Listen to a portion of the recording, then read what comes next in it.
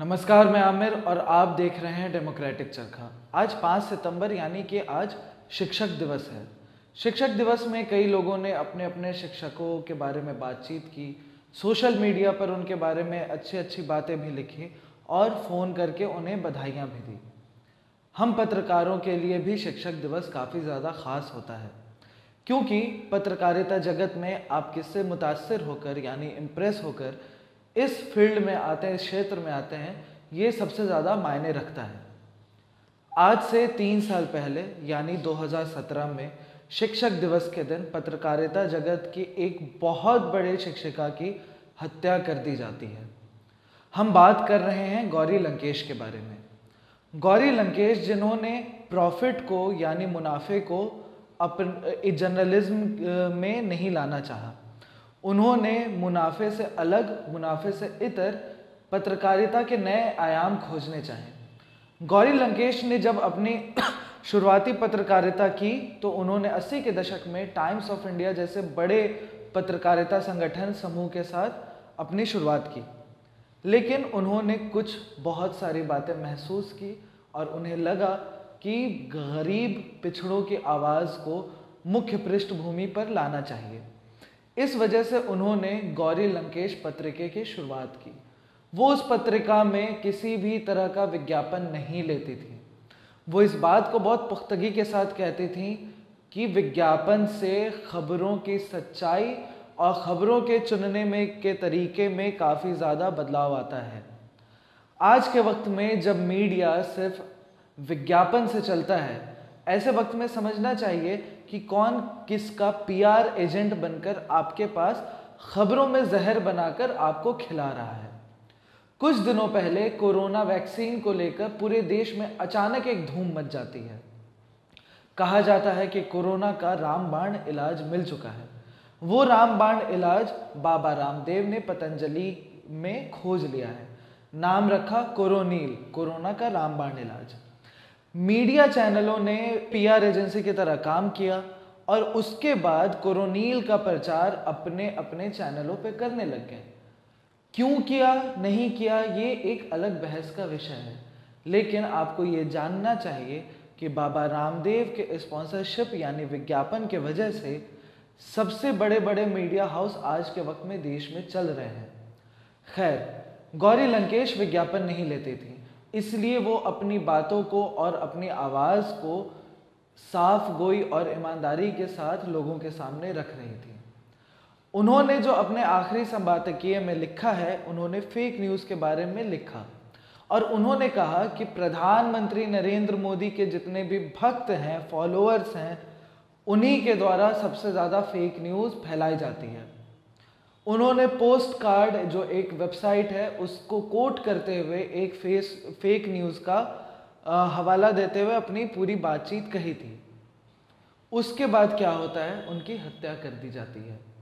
हत्या करने के बाद एसआईटी ने 9000 से ज़्यादा पन्नों की चार्जशीट सबमिट की, लेकिन उस चार्जशीट के बाद, उतने प्रक्रिया के बाद क्या हुआ?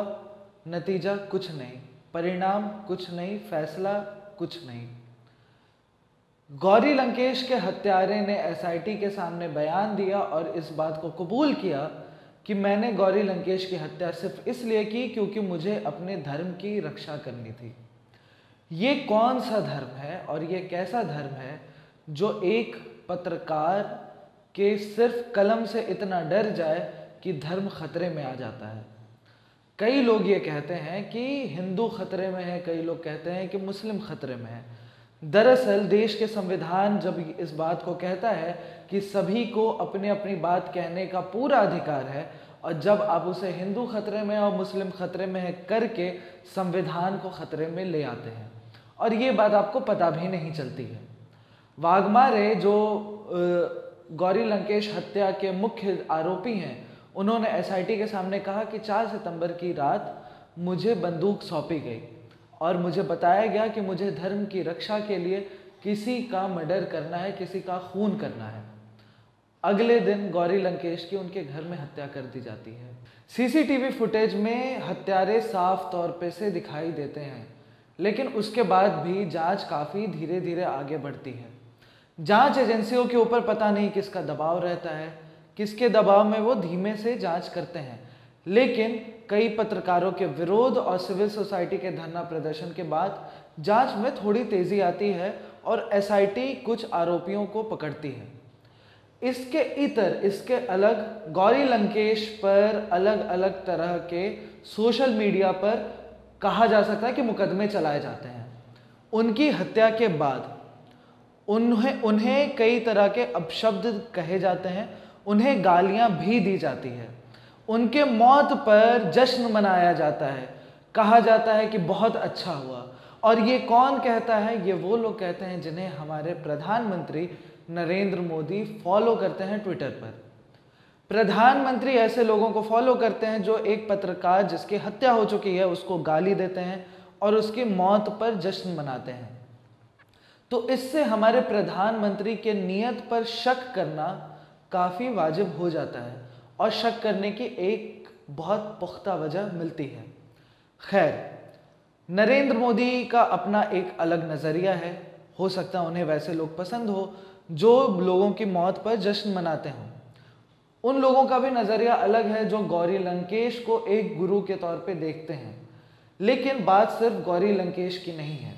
आज के दिन गौरी लंकेश की 3 साल पहले हत्या ज़रूर हुई थी, लेकिन मामला सिर्फ गौरी लंकेश का नहीं है। नरेंद्र दाभोलकर, MM कलबुर्गी, गोविंद पानसारे, ये सारे ऐसे लोग हैं जिनकी हत्या एक दूसरे से जुड़ी हुई है। इन सभी लोगों की हत्या सिर्फ इसलिए की जाती है क्योंकि लोगों को धर्म खतरे में आता हुआ दिखता है। किसी की किताब से कोई ऑफेंड होकर हत्या कर देता है, किसी के अंधविश्वास से लड़ाई से ऑफेंड होकर कोई हत्या कर देता है, और किसी के लगातार सरकार की गलत नीतियों के खिलाफ बोलने की वजह से कोई उनकी हत्या कर देता है। इन हत्याओं में एक खास तरह का पैटर्न भी नजर आता है। वो पैटर्न है कि आप सरकार के खिलाफ बोलेंगे या आप हिंदू धर्म या मुस्लिम धर्म के अंधविश्वासों और कट्टरपंथ के खिलाफ बोलेंगे तो यकीनन आपकी हत्या कभी भी हो सकती है।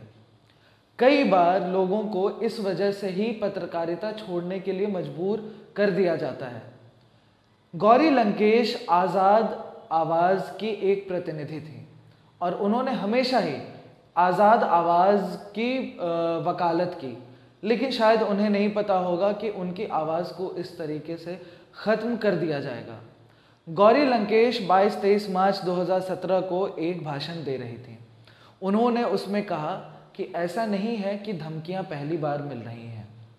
धमकियां मुझे इंदिरा गांधी के वक्त भी मिला करती थीं, पत्रकारों को जवाहरलाल नेहरू के वक्त भी मिला करती थीं, राजीव गांधी के वक्त भी मिला करती थी। लेकिन उन धमकियों में और अब के आने वाली धमकियों में फ़र्क इतना होता है कि ये धमकियां जान से मारने की होती हैं। इन धमकियों में गालियां होती हैं, इन धमकियों में रेप थ्रेट्स भी होते हैं। गौरी लंकेश को सबसे पहले अपशब्द ट्विटर पर लिखे गए जिससे वो नहीं डरी। बार बार ये कहा गया कि तुम्हारा मर्डर कर दिया जाएगा, वो उससे भी नहीं डरी। लेकिन अंततः शायद उनके कलम के ताकत से सरकार और धर्म के ठेकेदार इतने ज़्यादा विवश हो गए कि उन्होंने एक पत्रकार की हत्या कर दी। प्रकाश राज ने आज एक फ़ोटो ट्वीट करते हुए गौरी लंकेश को याद किया है। इस तस्वीर में गौरी लंकेश प्रकाश राज के साथ उनकी बहन कविता लंकेश भी हैं। कविता लंकेश एक जानी मानी फिल्म डायरेक्टर हैं। मालगुडी डेज जैसे सीरीज़ का निर्माण, डायरेक्शन, निर्देशन उन्होंने किया है। लेकिन वो भी लगातार ये बात कहती रही हैं कि आवाज़ को आज़ाद होना चाहिए। आज के वक्त में ऐसे कई पत्रकार मौजूद हैं जो इस बात की वकालत करते हैं कि संविधान ने जो फ्रीडम ऑफ स्पीच दिया है हम उसके तहत अपनी बातों को रखें। लेकिन गौरी लंकेश के ही साथ साथ आज भी ऐसे कई पत्रकार हैं जिन्हें जान से मारने की धमकी मिलती है, और जिन्हें जान से मारने की धमकी ट्विटर पे लोग देते हैं उन्हें हमारे प्रधानमंत्री फॉलो करते हैं। खैर, गौरी लंकेश की हत्या शिक्षक दिवस पर करना इस बात को बताता है कि एक शिक्षक से आप कितना ज़्यादा डर सकते हैं। कुछ ऐसे ही वक्त में, अभी के वक्त में शिक्षकों से लोग, प्रोफेसर से लोग ऐसे भी डर रहे हैं। वो प्रोफेसर जो सरकार के गलत नीतियों के खिलाफ खुले मंच पर बातचीत रखते हैं, बातचीत करते हैं, उन्हें भी जांच के लिए बुला लिया जाता है, उनका फ़ोन जब्त कर लिया जाता है। प्रोफेसर अपूर्वानंद जो दिल्ली विश्वविद्यालय में हिंदी के प्रोफेसर हैं, उन्हें दिल्ली दंगे में उनका नाम घसीटा जाता है और ये कहा जाता है कि आपने दंगे के लिए लोगों को उकसाया, और उनके फ़ोन को सीज कर कर छानबीन की जाती है। हेनी बाबू एमटी, आनंद तेल तुंबड़े, इन सभी लोगों को भीमा कोरेगांव हिंसा में पूछताछ के लिए बुलाया जाता है और उन्हें हर तरीके से हरास किया जाता है। ये आज के वक्त में संविधान का राज है। संविधान के राज में इस तरह से हो रहा है कि जिस संविधान ने बोलने की आज़ादी दी, उसी संविधान के राज में आज लोगों की ज़बान को टेप मारने की कोशिश की जा रही है। और अगर कोई उस पर भी बोलना चाह रहा है, अपनी बात कहना चाह रहा है, तो गौरी लंकेश की तरह उसकी हत्या कर दी जाती है। गौरी लंकेश जैसे पत्रकारों का मकसद सिर्फ एक ही था कि भारत में पत्रकारों को बोलने, लिखने और कहने की आज़ादी होनी चाहिए। लेकिन क्या अभी हमारे वक्त में पत्रकारों को ये आज़ादी मिली हुई है? इसका जवाब है नहीं। रिपोर्टर्स विदाउट बॉर्डर ने जब प्रेस फ्रीडम इंडेक्स निकाला, जो वो हर साल एक सूची प्रकाशित करते हैं, उसमें भारत का स्थान फिर से गिरते हुए 142वें स्थान पर आ गया। 142वें स्थान पर आपके पत्रकारों की स्वतंत्रता है, लेकिन फिर भी आप ये ढोल पीटते हैं विदेशों में जाकर कि भारत में सब चंगा सी। तो आप सोच सकते हैं कि आप कितना दिखावा कर रहे हैं। जब ट्रंप हिंदुस्तान आने वाले होते हैं, तब गरीबी छिपाने के लिए आप स्लम्स को दीवार से ढक देते हैं कि वो यहाँ की गरीबी ना देखें। अगर गरीबी हमारी पहचान का एक हिस्सा है, तो हमें उससे शर्माना क्यों? और अगर इतनी ही शर्म आती है, तो सरकारी योजनाओं में गरीब गायब क्यों हो जाते हैं? इन सारे सवालों पर अगर कोई पत्रकार सवाल उठाता है, तो उसकी आवाज़ को दबाने की कोशिश की जाती है। इन्हीं सारे कारणों से प्रेस फ्रीडम इंडेक्स में भारत 142वें स्थान पर है। रिपोर्टर्स विदाउट बॉर्डर्स ने जो पूरी सूची प्रकाशित की, उसमें जब आप भारत के हिस्से पर जाकर पढ़ेंगे, तो उन्होंने साफ तौर पर से लिखा हुआ है कि मोदी ने पूरे मीडिया पर टाइट ग्रिप बनाकर रखी हुई है। अब सोच लीजिए, हमारे प्रधानमंत्री अगर मीडिया पर टाइट ग्रिप बनाकर रखेंगे, तो किस तरीके से पत्रकार उनकी गलत नीतियों के खिलाफ उनको पॉइंट आउट करने की कोशिश करेंगे। हमारे एक प्रधानमंत्री ऐसे भी थे जो कहते थे कि अगर मैं कोई काम करता हूं और मीडिया मेरी तारीफ करती है, तो इसका मतलब समझ जाइए मैं काम भी गलत कर रहा हूं और मीडिया बिक भी चुकी है। ये प्रधानमंत्री थे, प्रधानमंत्री चरण सिंह। अब आप सोच लीजिए कि ये उस दौर के प्रधानमंत्री थे जो कहते थे कि मीडिया को मेरी बुराई तो लिखनी चाहिए, ताकि मुझे भी समझ में आए कि मैं कहाँ चूक कर रहा हूँ, उसे पढ़ के मैं अपनी गलतियों को सुधार सकूँ।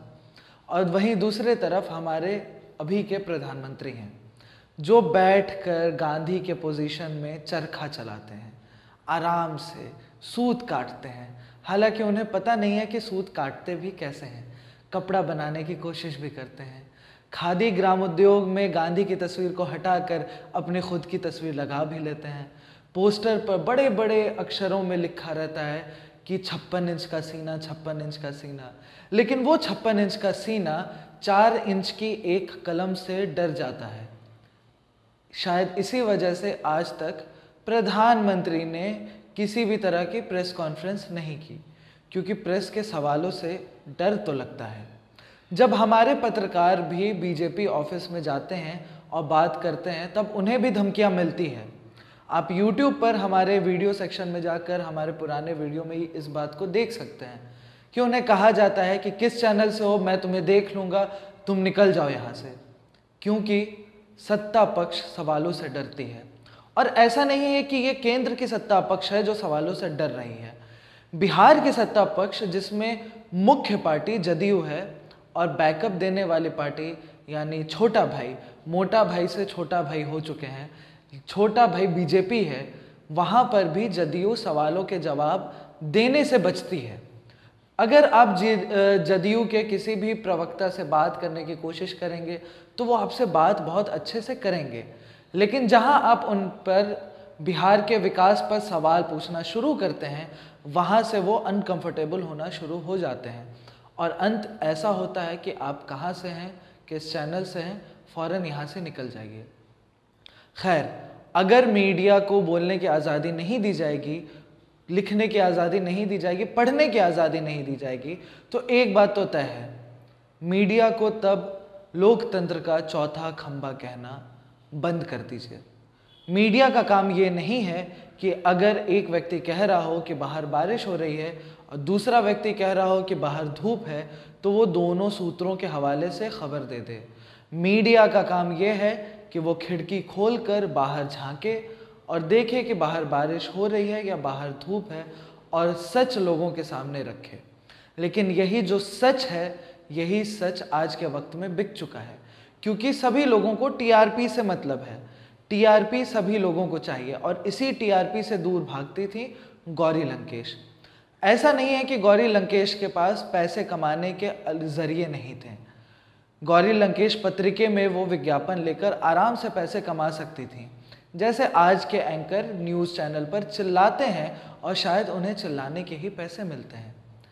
कुछ दिनों पहले, लगभग 1 महीने पहले, कांग्रेस प्रवक्ता राजीव त्यागी की हार्ट अटैक से मौत हो जाती है। उस हार्ट अटैक से ठीक पहले वो एक टीवी डिबेट में बैठे हुए थे और उनकी बहस बीजेपी प्रवक्ता संबित पात्रा से हो रही थी। बहस के तुरंत बाद उनके सीने में दर्द की शिकायत होती है और हार्ट अटैक से उनकी मौत हो जाती है।